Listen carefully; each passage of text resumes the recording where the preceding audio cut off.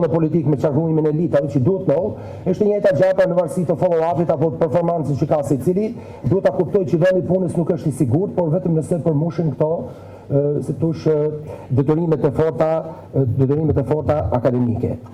Janë një sër hapa të tjerë, por unë nuk po ndalem dhe jam i sigurt që ato avancohen edhe nga universitetet të tjera, por pas akreditimit, ajo që do të kërkonim ne, unë po flas si përfaqësues i universiteteve tani jo shtetërore, private, po me qenë se për mua universitetet publike janë universitete shtetërore, po përdori të kundërtën si thosh universitete jo shtetërore, është pikëzimi apo rankimi.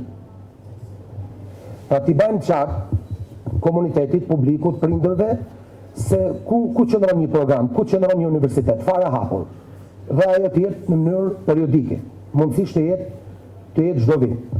Do ishte shumë sinqert, do ishte që pastaj edhe mos të abuzojmë, pra nëse del një raport, kush është i pari, kush është i dyti, kush është i treti.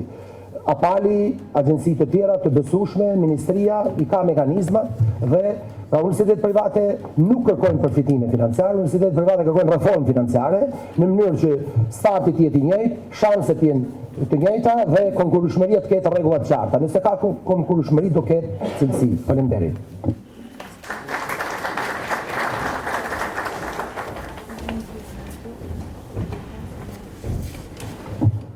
Faleminderit.